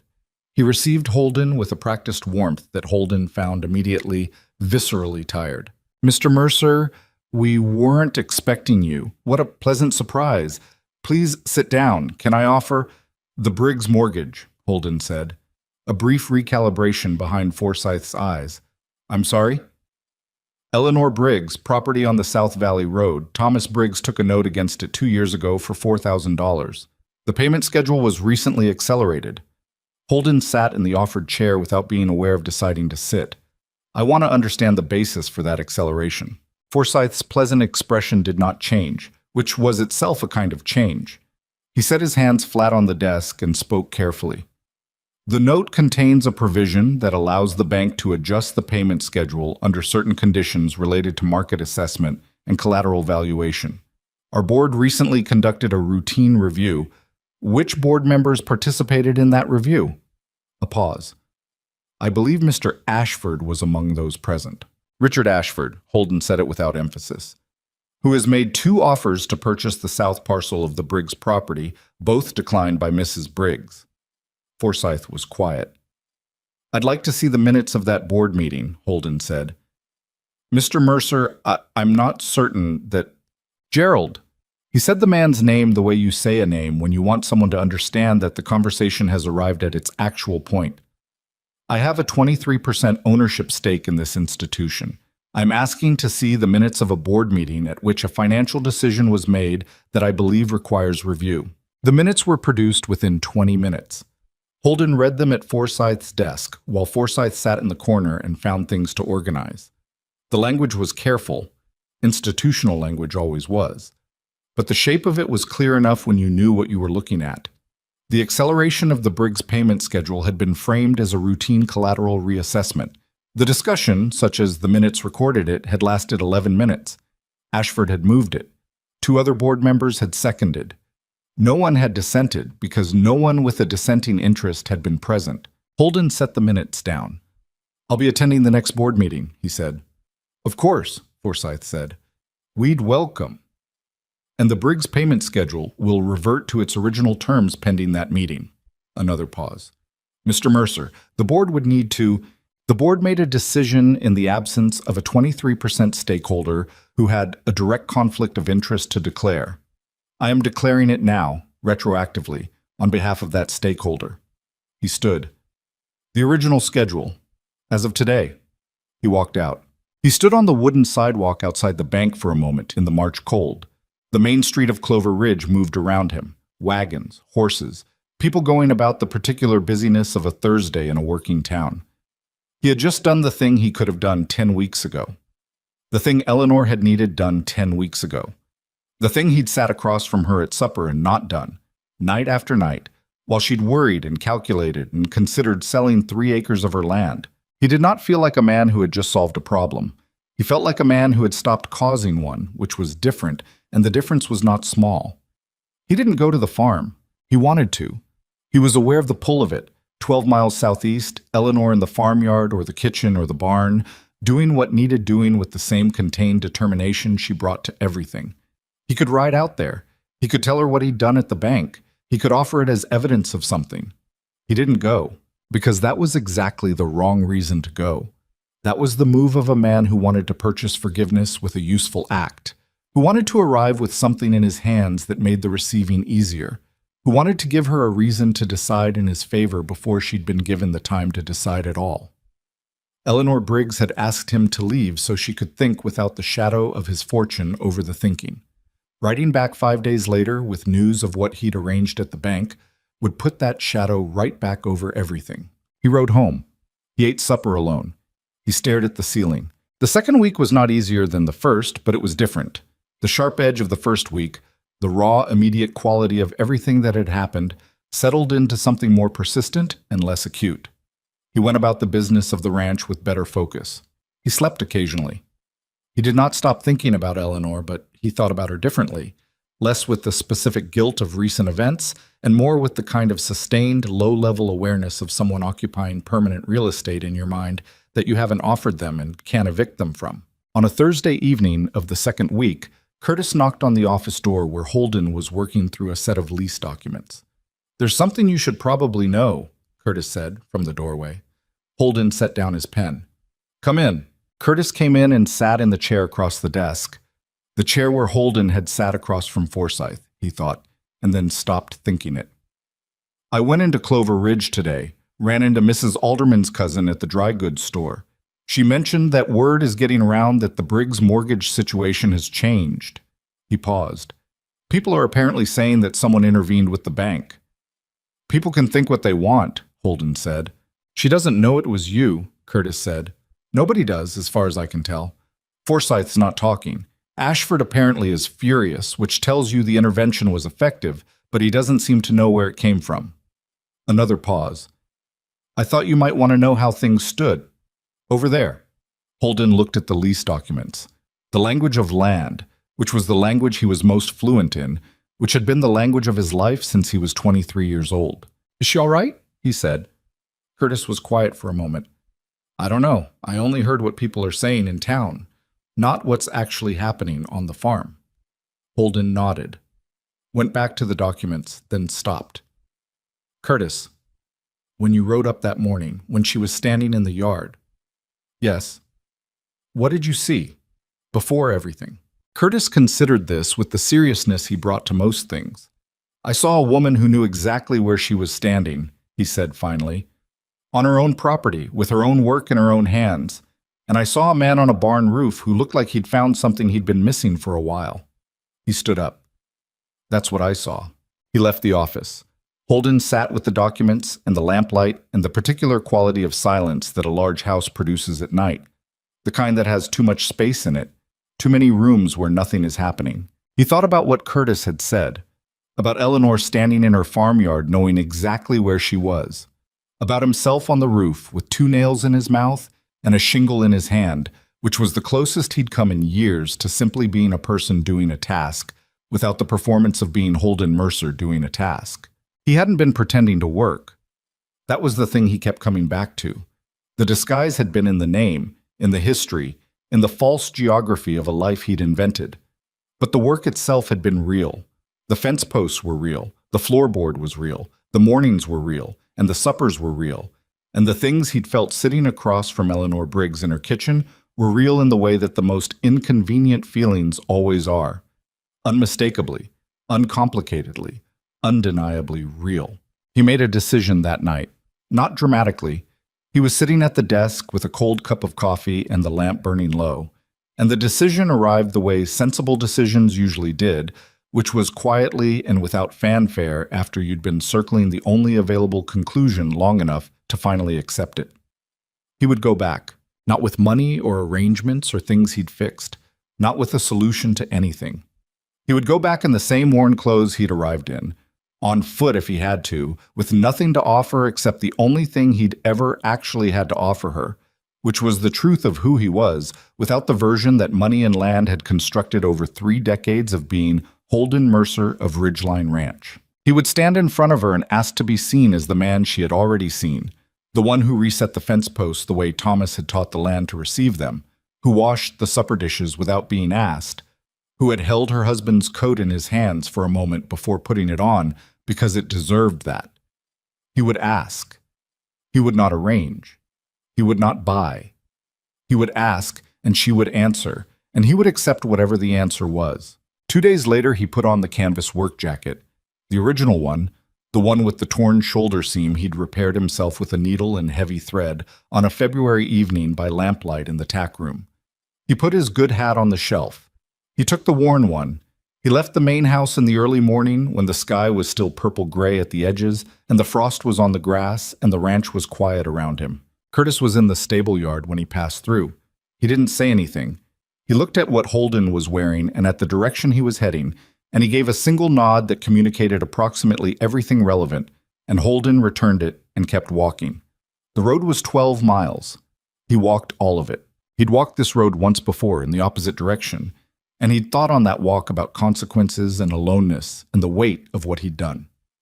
This walk was different. This walk had a destination that wasn't just geographic. He didn't rehearse what he was going to say. He'd learned from the disaster of the farmyard that rehearsed words had a quality of construction to them that Eleanor would detect, and that detection would cost him more than any imperfect word said plainly. He would say what was true. He would say it plainly. He would stand in whatever weather came back at him. The farm appeared at the end of the road in the mid-morning, the same way it had appeared the first time, the shape of the house and the barn against the sky, the smoke from the chimney, the particular domesticity of a working place that someone was actively maintaining. He stopped at the gate the way he'd stopped the first morning. The farmyard was empty. He opened the gate and walked in. He crossed the yard to the house and stood on the porch and knocked. Nothing happened for long enough that he was beginning to think she wasn't home, which he hadn't considered, which in retrospect was a significant oversight in a plan he'd told himself not to overplan. He was trying to decide whether to wait on the porch or look for her in the barn when the door opened. Eleanor looked at him the way you look at something you weren't expecting to see, a rapid, unguarded assessment before the more managed expression assembled itself. She was in her work clothes, her hair pulled back, a small flour smudge on her left forearm that suggested he'd interrupted something in the kitchen. She looked tired in the way she usually looked tired, which was functional and not defeated. She looked at the canvas jacket, at the worn hat in his hands, at the absence of a horse, which implied the 12 miles of road between here and Ridgeline had been covered on foot. She did not say anything immediately. He did not fill the silence. "You walked," she finally said. "Yes." "From Ridgeline?" "Yes." She looked at him. "Why?" He turned the hat in his hands once, slowly, without thinking about it. "Because I wanted to come back the same way I arrived, without anything that made it easier." He looked at her directly. "I'm not here to tell you what I've done or what I can do. I'm not here to offer you anything. He stopped, found the front of it. "I wanted to stand in front of you as the man you already know, not the name, not the ranch, just the man who ate at your table and fixed your fence, and is asking you, honestly, whether there is any version of this you can—" He stopped again. He'd promised himself plainly, and plain sometimes meant incomplete. "I just needed you to see me try," he said. "Whatever you decide." Eleanor stood in the doorway with the flower on her arm and the tired in her face and looked at him for a long time. The morning held around them. A crow called somewhere in the bare trees at the property's edge. The cow made a sound from the barn that had nothing to do with any of this. "Come inside," Eleanor said finally. "The bread's going to burn if I leave it." She turned and went back into the kitchen. After a moment, Holden followed, and the door closed behind him, and outside the farm continued its ordinary work in the March morning, indifferent and essential and quietly present. The bread didn't burn. Eleanor pulled it from the oven with the practiced efficiency of someone who had been managing kitchen timing alongside every other kind of timing for long enough that it had become instinct, and she set it on the wooden rack on the counter and didn't look at Holden, who had come in behind her and stopped just inside the door, the way a man stops when he isn't certain how far into a space he's been permitted to enter. The kitchen was the same. That was the thing that struck him. Standing there, the same table, the same 2 chairs, the same crack in the plaster above the window that he'd been meaning to patch and hadn't gotten to before everything collapsed. The same smell of wood smoke and coffee, and the particular cleanness that Eleanor maintained without making a project of it. He'd been gone 2 weeks, and the kitchen looked exactly as it had looked every morning he'd stood in it, and the familiarity of it hit him somewhere in the chest that he didn't have a clean name for. Eleanor picked up a dish towel, set it down, turned around and looked at him properly for the first time since he'd stepped inside. "Sit down," she said. "If you walk 12 miles, you need coffee." He sat down. She poured 2 cups, set one in front of him, and sat across from him. The same arrangement as 100 suppers, except that it wasn't, because everything they were sitting down with now was different from what they'd had before. She wrapped both hands around her cup and looked at the table for a moment, then at him. "I know about the bank," she said. He waited. "The payment schedule went back to the original terms 4 days ago.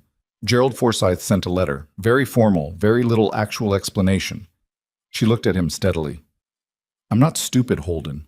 It was the first time she'd used his real name. It landed differently than it had in the farmyard when she'd said it like she was testing a foreign word. This time it had weight, like she'd decided to use it, and the decision was intentional. "I know you're not," he said. "I didn't ask you to do that." "No. I specifically told you I wasn't asking you to solve anything." "You did." She looked at him. "So?" He put his cup down. "I didn't do it to change your decision about me. I did it because Ashford was using bank machinery to manufacture a crisis on your property, and I had the standing to stop it, and sitting on that standing to protect my own position was wrong." He paused. "It was wrong before I ever came back here. It was wrong the week you showed me that letter and I sat at this table and said nothing." Eleanor was quiet. "I'm not offering it as a trade," he said. "I know what it looks like. I know you have every reason to read it that way.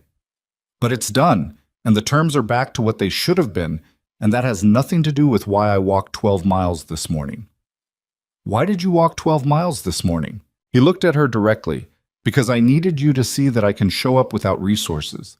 That the man who came to your gate in November with a worn bag and a canvas jacket and nothing to recommend him except a willingness to work, that man exists without the ranch, and without the money. That I didn't borrow him for this." He stopped. "That he's actually me." Eleanor held his gaze for a long moment. The kitchen was quiet around them, the fire settling in the stove, the distant sounds of the farm outside, the ordinary texture of a morning that was holding its breath. "I believe you," she said. Then, before he could respond to that, "I'm also still angry." "I know.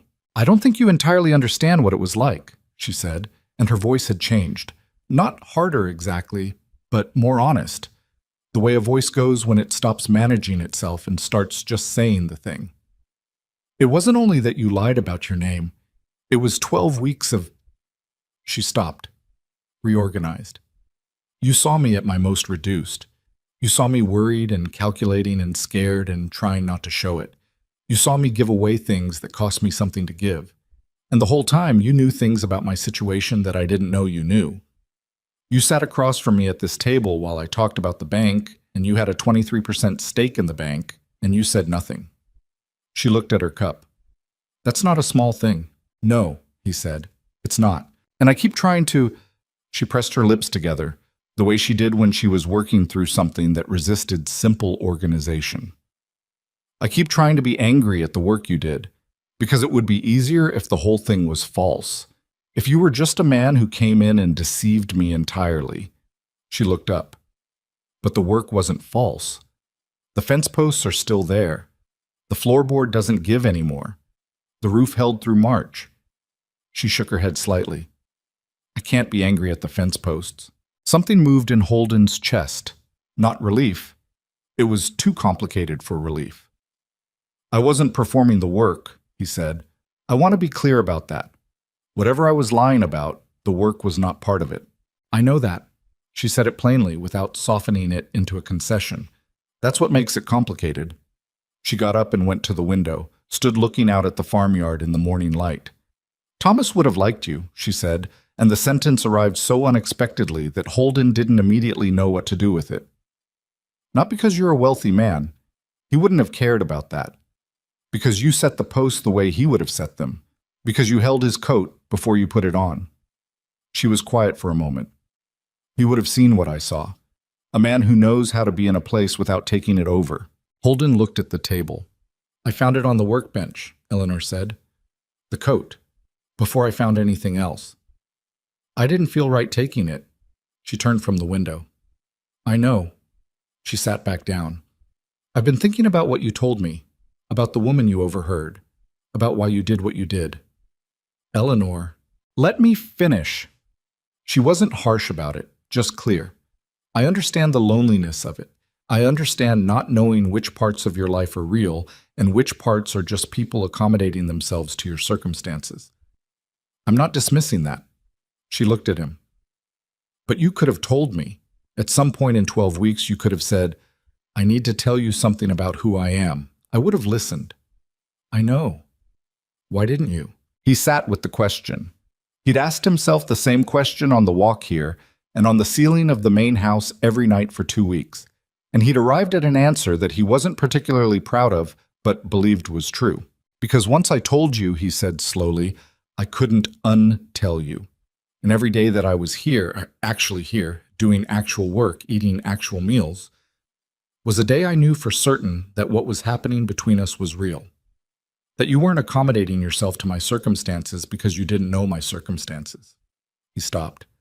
I was afraid that telling you would end the only thing in my life that wasn't complicated by what I own. Eleanor looked at him for a long time.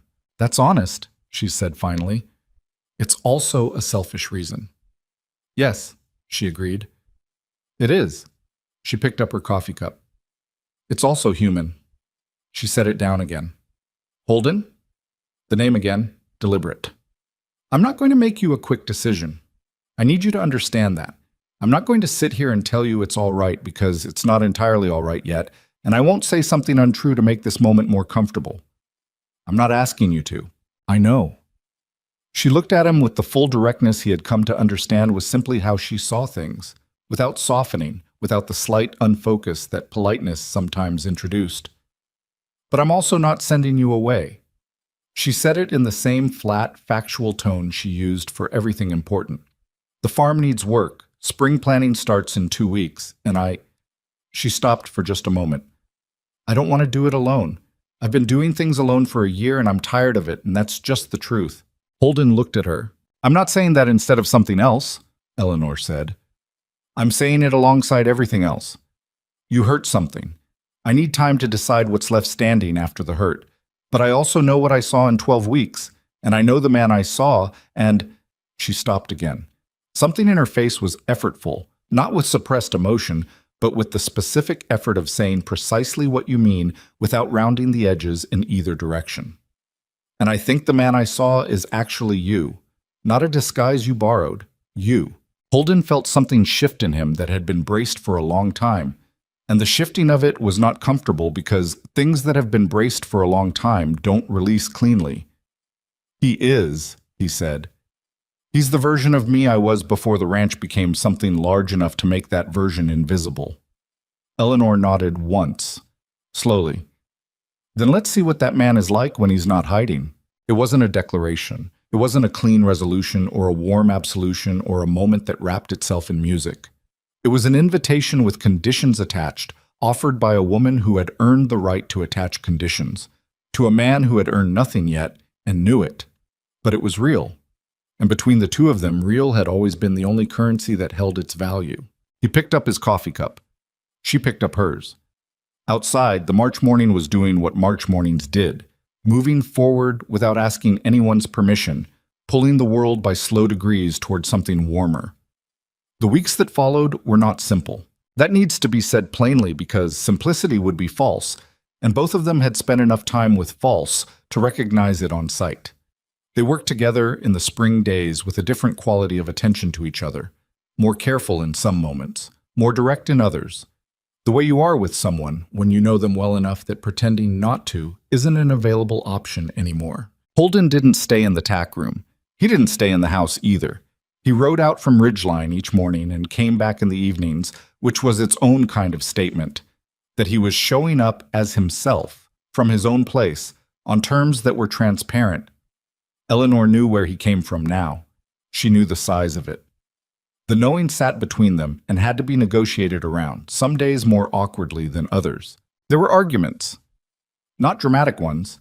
Eleanor and Holden were both too practical for drama as a mode of communication, but real disagreements, the kind that two people have when they're figuring out whether their instincts about the world are compatible enough to build something on. She pushed back on him when he was wrong.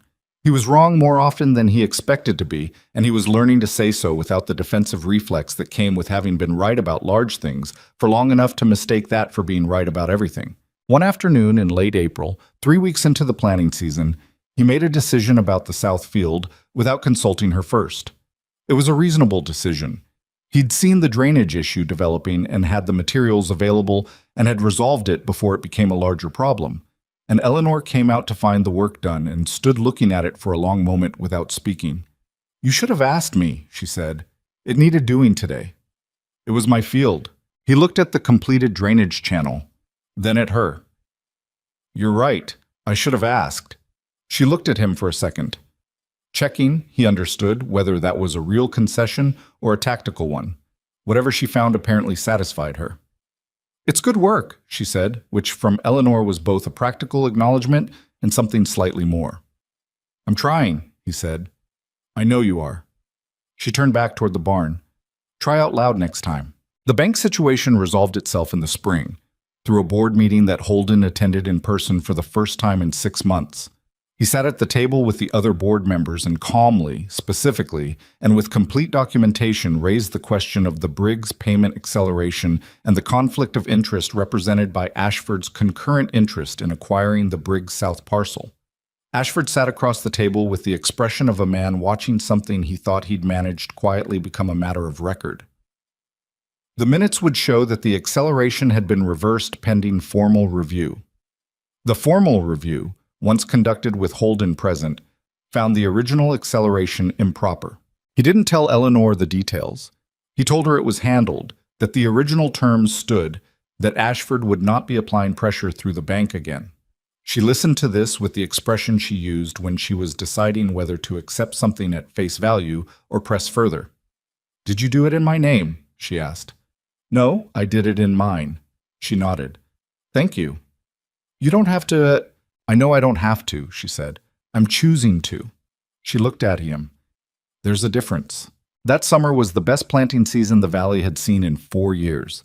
Eleanor's south beds came in full. The root vegetables ran to 2 harvests the way she'd calculated. And the farm finished the season with a margin that paid the bank installment and left enough to address 2 capital repairs she'd been deferring since Thomas died. She did the accounting herself at the kitchen table on a Sunday evening in September, and Holden sat across from her with a cup of coffee and watched her face as the numbers assembled into something that had been a long time coming. She looked up when she finished. "It works," she said. "Just that." "I know," he said. "You don't look surprised. I've been watching you run this place for 9 months. I'd have been surprised if it didn't work." She looked at him for a moment. Something in her face did the thing it sometimes did now. A brief unguardedness. A flicker of the thing that had been growing between them through all the careful, negotiated, imperfect months of trying to build something honest from ground that had started rocky. "Holden." "Stop being diplomatic and say what you mean." He put his cup down. "I mean that you are the most capable person I know, and watching you almost lose this farm because of a lie I was telling felt like watching something get broken that didn't deserve to be broken, and I'm grateful every day that it didn't break." He looked at her steadily. "And I love you.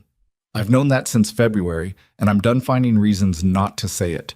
Eleanor sat with that for a moment. Not a long moment. She'd known what he was going to say before he said it, he thought, which was both because she was perceptive and because it had been the direction things were moving for months, and neither of them were pretending otherwise. "I know," she said. "I love you too." She said it the same way she said most important things, plainly, without decoration, as a fact she had determined to be true and saw no reason to overstate. "It would have been easier if you'd been nobody," she added, "just a man with a canvas jacket and worn boots and no complications attached. I know, but you're not." "No. And I'm not the woman I was before Thomas died, and I'm not the woman I was before you showed up at my gate, and neither of us is uncomplicated." She closed the accounting book. "I think that's probably all right." "I think it might be," he said. She got up and cleared the cups, and he helped her without being asked, the way he always had, and that hadn't changed. the small, practiced choreography of two people who had learned each other's movements. That part had never been a lie, and both of them knew it. They were married in October, in the small church outside Clover Ridge, with Curtis Webb and Mrs. Alderman as witnesses and a handful of neighbors who had known Eleanor for years and were meeting Holden Mercer for the first time without the benefit of his reputation preceding him, because Eleanor had requested that it not. She'd been specific about that. "They can know what you own later," she'd said. "I want them to meet you first." He thought about that for a long time afterward. The simplicity of it. The radical plainness of just being a person before you were a fact. They kept both properties. That had been Holden's first suggestion and Eleanor's condition, that the farm remained hers, in her name, run by her hands, not absorbed into Ridgeline Ranch as an annex or a charitable project or a kindness from a wealthy husband. She managed the farm. He managed the ranch. They ate supper together 5 evenings a week at her kitchen table, which remained exactly the size it had been when it seated one person and then 2 strangers and then whatever they had been to each other in all the stages between. Some mornings Holden still woke in the main house at Ridgeline before dawn and lay in the good bed looking at the painted plaster ceiling with its 12 feet of comfortable space and thought about the narrow cot in the tack room and the 2 horse blankets and the particular smell of hay and leather and cold that had been the smell of the most honest months of his adult life. He didn't miss the discomfort, but he understood, in the way you understand things that have changed you, what it had given him. The stripping back of everything he'd built around himself until what was left was just a man with 2 good hands and a willingness to show up and work. That was the thing Margaret Voss had never known about him because he'd never shown it to her. That was the thing he'd needed Eleanor to know from the beginning and had found, in his fear and his caution and his elaborate protection of himself, a deeply inconvenient way to show her. He'd shown her anyway, eventually. That was something. It wasn't enough on its own, but it was something, and he'd learned from Eleanor's example that most things worth having were built from somethings rather than from single sufficient gestures. Eleanor was not a woman who forgot things. She hadn't forgotten what happened in the farmyard in March. She'd told him once, directly and without rancor, that she didn't expect to fully forget it, and he shouldn't expect her to. "You lied to me for 12 weeks, she'd said. "I'm not going to pretend that's a small thing, but I'm also not going to carry it in front of me every day. I'll put it behind me and you'll know it's there, and that's how that works." That was how that worked. He understood it. He accepted it. Some days he felt the weight of it, and some days he didn't. And on the days he did, he worked harder and said less, and let the days themselves make the argument he'd been trying to make since he knocked on her door in that worn canvas jacket. Richard Ashford sold his holdings in Clover Ridge Savings and Trust the following spring. Nobody publicly connected this to anything in particular. People who paid attention to such things noticed that his influence in the Valley's commercial arrangements had diminished somewhat and attributed it to various market conditions. Holden said nothing about it to anyone, including Eleanor, and if she'd made her own calculations about the sequence of events she kept them in, the place she kept other things she'd determined to put behind her. The Valley changed, as valleys do, over the years that followed. Slowly, the way anything real changes.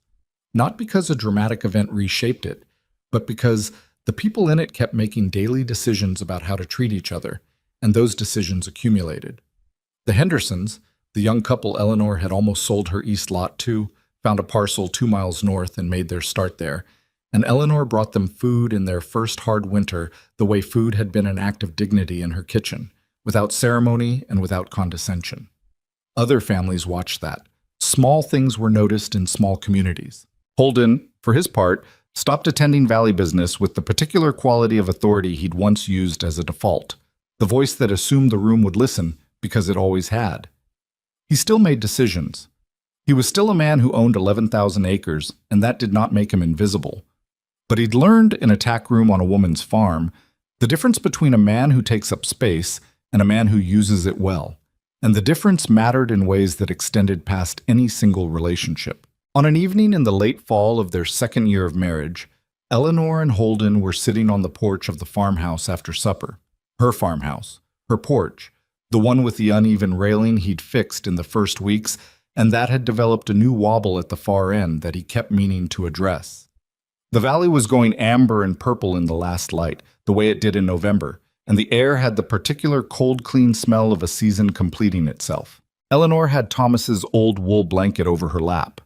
She'd taken to using it in the evenings, practically, because it was warm and good wool, and Holden had understood without being told that practical and memorial weren't mutually exclusive, and that some things could hold more than one meaning without any of the meanings canceling the others.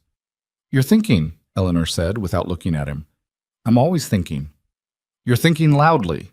He looked at the valley and its autumn colors. "I was thinking about the gate," he said, "the morning I showed up." Eleanor was quiet. "I almost didn't stop," he said. "I'd been walking that road for an hour and I was thinking about directions, not work. The work was an impulse." "I know," she said. He looked at her. "You know, a man who planned it would have had a better cover story." She looked at the valley. "You said you were from north, like that was a complete answer." The corner of her mouth moved. "It was the worst lie I've ever heard. I knew within 20 minutes that you were hiding something." Holden stared at her. "You never said anything." "You were fixing the fence," she said simply. "And you needed a meal and a place to sleep, and you worked hard and you were decent to me. Whatever you were hiding, you weren't hiding cruelty or laziness or bad intentions." She adjusted the blanket. "I decided to wait and see what it was. For 12 weeks. I had a lot of fence that needed fixing." He looked at her for a long moment. The valley light moved across her face. The tiredness that was permanent now, part of her features the way a crease in a map is part of the map, and the something else alongside it that was harder to name. Steadiness, maybe. The particular quality of a person who has been through what reduces people and has come out the other side not unscathed, but intact. "Eleanor," he said.